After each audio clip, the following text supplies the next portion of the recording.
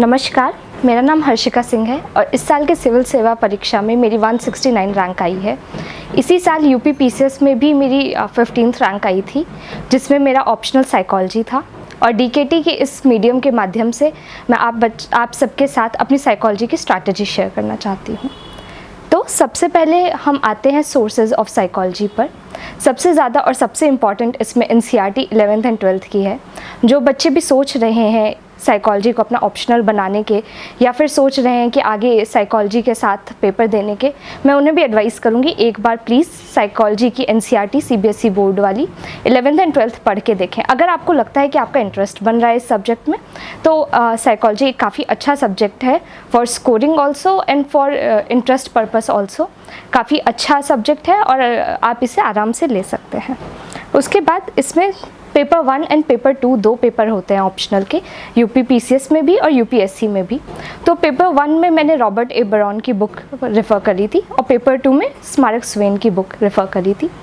उसके अलावा मैंने मुकुल पाठक सर की कोचिंग करी थी वाजीराम एंड रवि में, जिसके नोट्स मुझे काफ़ी ज़्यादा हेल्पफुल लगे थे पूरी अपनी तैयारी के दौरान में। तो मैं आप लोगों को भी एडवाइस करूंगी, अगर आपको लगता है कि आपको ऐसे साइकोलॉजी नहीं समझ में आ रही है तो आप कोचिंग की हेल्प ले सकते हैं। और अगर आपको लगता है कि आप नोट्स से काम चला सकते हैं तो आप मार्केट में मुकुल पाठक सर के नोट्स से आराम से पढ़ाई कर सकते हैं। उसके बाद रवि जैन, मैं स्पेशल मेंशन करना चाहूँगी रवि जैन सर का Telegram channel. Last year rank 9 थे Ravi Jain sir with psychology as optional. उनका चैनल में आपको काफ़ी ज़्यादा कंसाइज नोट्स और उनके खुद के हैंड रिटन नोट्स या फिर उनके टेस्ट सीरीज़ में मॉडल आंसर्स भी मिल जाएंगे, जिससे आपको काफ़ी हेल्प मिल सकती है इस पूरे सब्जेक्ट की प्रिपरेशन को लेकर। देन फिर for paper 1 I would say कि पेपर 1 काफ़ी थियोरेटिकल और इसका सिलेबस काफ़ी डिफाइंड है। तो सबसे ज़्यादा तो आप अपना सिलेबस पूरा पढ़ें, एक बार पूरा गो थ्रू हो उससे, और उसके बाद हर टॉपिक के छोटे छोटे नोट्स बनाएं। इसमें काफ़ी ज़्यादा रिपीटेड क्वेश्चंस आपको मिल सकते हैं।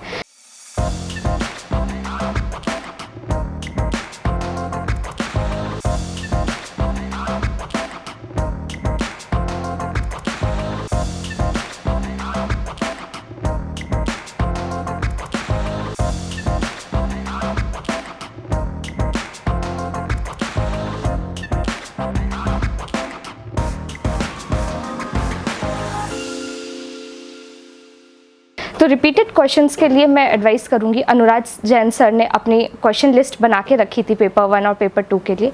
एक बार आप उसको रेफ़र कीजिए, उसको देखिए और अपने क्वेश्चंस खुद प्रिपेयर करके या तो खुद से प्रैक्टिस कीजिए या फिर उसके नोट्स बना के रखिए। दूसरी चीज़, इसमें बहुत सारी थ्योरीज़ होती है, जैसे थ्योरी ऑफ इंटेलिजेंस है, पास मॉडल है। इन सब के प्रोज और कॉन्स ज़रूर देखिए, क्योंकि pros and cons directly question आपको ये नहीं पूछता है कि क्या थ्योरी है, मोस्टली ये पूछता है कि उसने क्या इम्पैक्ट डाला, क्या उससे इम्पैक्ट पड़ रहा है। तो वो प्रोज एंड कॉन्स लिस्ट आपको काफ़ी ज़्यादा हेल्प करेगी। उसके बाद पेपर 1 में काफ़ी ज़्यादा रिपीटेड क्वेश्चंस रहते हैं। तो रिपीटेड क्वेश्चंस का अगेन मैं कहूँगी कि इसके लिए आंसर्स आप प्री हैंड प्रिपेयर करके रखिए, और जितने ज़्यादा आप केस स्टडी, जितने ज़्यादा एग्जांपल आप यूज़ करेंगे अपने आंसर में, उतना आपका बेनिफिशियल रहेगा। इनफैक्ट अगर आपको लगता है कि आपको टेस्ट सीरीज़ ज्वाइन करनी चाहिए जिससे कि आपको पता चले आपकी प्रिपरेशन राइट ट्रैक पर जा रही है, तो आप टेस्ट सीरीज़ ज्वाइन कीजिए इसके लिए। वरना इंसीरियर सर के मॉडल आंसर्स उनकी साइट पर पड़े हैं, जिससे आप ये देख सकते हैं कि आप उन्होंने एक एक पॉइंट दे रखा है कि अगर आपने करेक्ट डेफिनेशन दी है तो उसके 1 नंबर, या फिर correct example case studies use करी हैं तो उसके कैसे मार्क्स ऐड होंगे। तो वो आपको काफ़ी हेल्पफुल हो जाएगा अपनी प्रिपरेशन गॉज करने के लिए, और ये भी कि आपके आंसर्स किस लेवल पर हैं। सेकेंडली, इसके आंसर्स में जितने ज़्यादा केस स्टडीज़ के, जितने ज़्यादा एग्जांपल्स हो सकते हैं उतना आप डालिए, वो आपको काफ़ी ज़्यादा हेल्प करेंगे मार्क्स गेन करने में। तो मैं तो एडवाइस करूँगी आप एक अलग कॉपी बना के रखिए, जिसमें कि आप ऐसे ही सारे छोटे छोटी केस स्टडीज़ या एक्सपेरिमेंट्स के नाम लिखते जाएंगे विद एक्सपेरिमेंटर्स। जो बड़े एक्सपेरिमेंट्स हैं, जैसे बेंडूरा की ऑब्जर्वेशन लर्निंग हो गई, या फिर रॉबर्ट्स केव एक्सपेरिमेंट हो गया, ये तो हर बच्चा जानता होगा। लेकिन आप एक अलग कॉपी में छोटे छोटे एग्जाम्पल, जैसे कि एनसीईआरटी में ही दे रखा है, ड्वेक की एक्सपेरिमेंट हो गए, या फिर स्मोक एक्सपेरिमेंट बाय ऐश हो गया, ये सारे, या फिर रॉबर्ट ए बरॉन में भी आपको बहुत सारे ऐसे मिल जाएंगे एक्सपेरिमेंट्स जो किसी एक थ्योरी को सपोर्ट करते हैं या फिर किसी एक कॉन्सेप्ट के पीछे हैं। तो आप इसको एक अलग से नोट कीजिए, जिससे कि आपको हेल्प मिले जब भी आप पेपर दे रहे हैं तो जल्दी से रिकॉल करने में।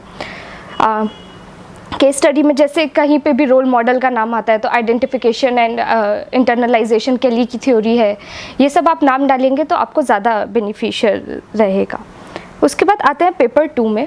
पेपर 2 जैसे कि एप्लीकेशन पार्ट है पेपर 1 का, तो इसके लिए स्मारक स्वेन एक काफ़ी अच्छी बुक है। उससे आप जितने ज़्यादा डायग्राम्स हो सकते हैं, ये भी एक अलग कॉपी मेंटेन कीजिए, अपने डायग्राम्स अलग से बना के रखिए, जिससे कि आप प्रैक्टिस में रहें और पेपर के दौरान आराम से उसे रीड्रॉ कर सकें।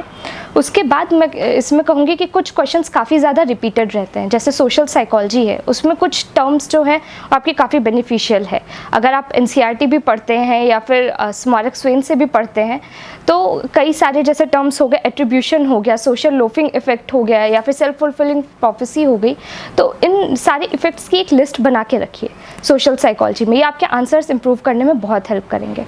उसके बाद अगर आपको लगता है कि इसमें क्वेश्चंस काफ़ी ज़्यादा एक पैटर्न पे आते हैं, अगर आपसे विक्टिम रिहैबिलिटेशन साइकोलॉजी पे कुछ भी पूछ रहा है, विक्टिम पे पूछ रहा है, तो आप कुछ पॉइंट्स अपने प्रिपेयर करके रखिए, जैसे लर्नड हेल्पलेसनेस हो गया, इंटरनल से एक्सटर्नल लोकस ऑफ कंट्रोल उनका शिफ्ट हो जाता है, पोस्ट ट्रॉमेटिक स्ट्रेस सिंड्रोम होता है। ये बहुत सारे कॉमन पॉइंट्स हैं जो आप हर आंसर में यूज़ कर सकते हैं और बाकी अपने आंसर्स को क्वेश्चन के हिसाब से मोल्ड कर सकते हैं। ऐसे ही सेकेंड पेपर में हाउ टू चेंज और मॉडिफाई बिहेवियर मोस्टली कहीं ना कहीं हर क्वेश्चन का पार्ट होता है, तो इसमें आप इंडिविजुअल साइकोलॉजी की तरफ से भी आंसर लिख सकते हैं और ग्रुप साइकोलॉजी की तरफ से भी आंसर लिख सकते हैं। इंडिविजुअल साइकोलॉजी की तरफ से आप सेल्फ इनोकुलेशन थेरेपी है माइकनबॉम की, उसके बारे में बात कर सकते हैं, मेडिटेशन के बारे में बात कर सकते हैं, जबकि ग्रुप थेरेपी में यूज़ ऑफ स्मॉल ग्रुप्स के बारे में बात कर सकते हैं आप, या फिर बात कर सकते हैं रोल मॉडल्स की बात कर सकते हैं। ये सारे छोटे छोटे पॉइंट्स अगर आप प्रिपेयर करके रखेंगे तो आपको आंसर्स लिखने में काफ़ी जल्दी होगी। अगेन अगर आपको नहीं समझ में आता है कि इस क्वेश्चन में क्या करना चाहिए, तो एक ट्रिक इसमें ये है कि साइकोलॉजी मेजरली 5 बड़े बड़े स्कूल ऑफ साइकोलॉजी से मिलके बनी हुई है, तो आप सोच सकते हैं कि हर स्कूल ऑफ साइकोलॉजी इस टॉपिक पे क्या कहेगा। जैसे साइकोडायनेमिक हो गई, ह्यूमनिस्टिक हो गई, बिहेवियरिस्टिक हो गई, कॉग्निटिव साइकोलॉजी हो गई, तो कोई भी क्वेश्चन को आप ब्रेक कर लीजिए कि हाँ इस पार्ट से ये क्या कहना चाहता है या फिर इसमें क्या हो सकता है। स्पेशली थेरेपी हो गई या फिर मेंटल डिसऑर्डर्स हो गए, इसमें ये ट्रिक काफ़ी अच्छा काम करती है, या पर्सनालिटी की थ्योरी हो गई, तो ये आपके आंसर को एक कॉम्प्रिहेंसिव एंड इक्लेक्टिव डायमेंशन देती है, कंप्लीटनेस देती है। उसके बाद इसके बाद इसमें नॉर्मल इश्यूज़ भी पूछते हैं, जैसे कोरोना टाइम्स के बाद से मेंटल डिसऑर्डर्स या मेंटल हेल्थ एक काफ़ी ज़्यादा प्रचलित टॉपिक हो चुका है।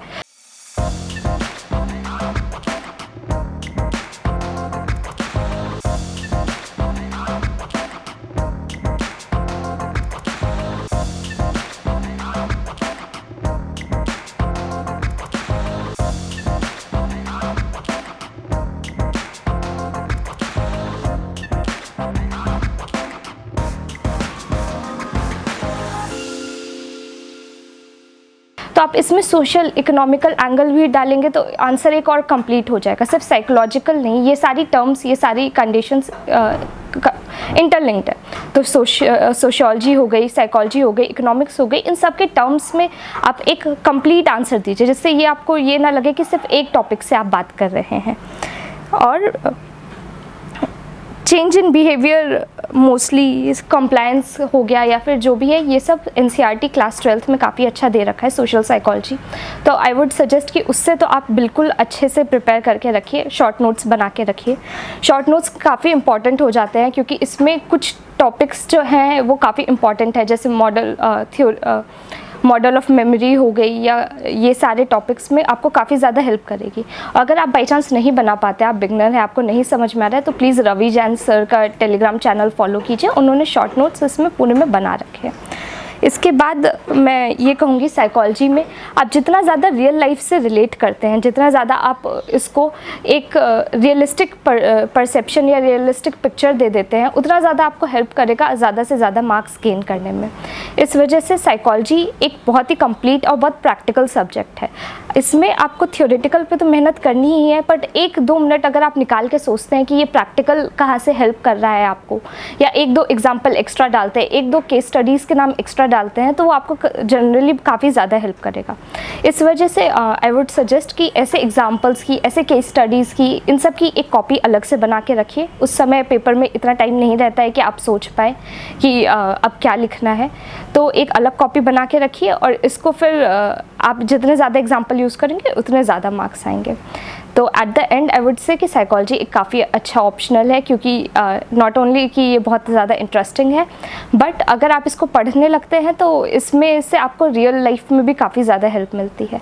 अगर आपको लगता है कि ये आपको भी इंटरेस्टिंग लगता है, अगर आपको लगता है आप इसमें इतना टाइम दे सकते हैं, क्योंकि हर पेपर में अब सिर्फ और सिर्फ ईजी या फिर बेसिक क्वेश्चन नहीं पूछ रहे, एप्लीकेशन बेस्ड क्वेश्चन पूछ रहे हैं, उनके रियल लाइफ एग्जाम्पल से लिंक्ड क्वेश्चन पूछ रहे हैं। अगर आपको लगता है आप इसमें टाइम दे सकते हैं, आप इसमें टाइम देना चाहते हैं, तो साइकोलॉजी एक काफ़ी अच्छा ऑप्शनल है एंड चूज़ इट। आराम से पढ़िए। All the best.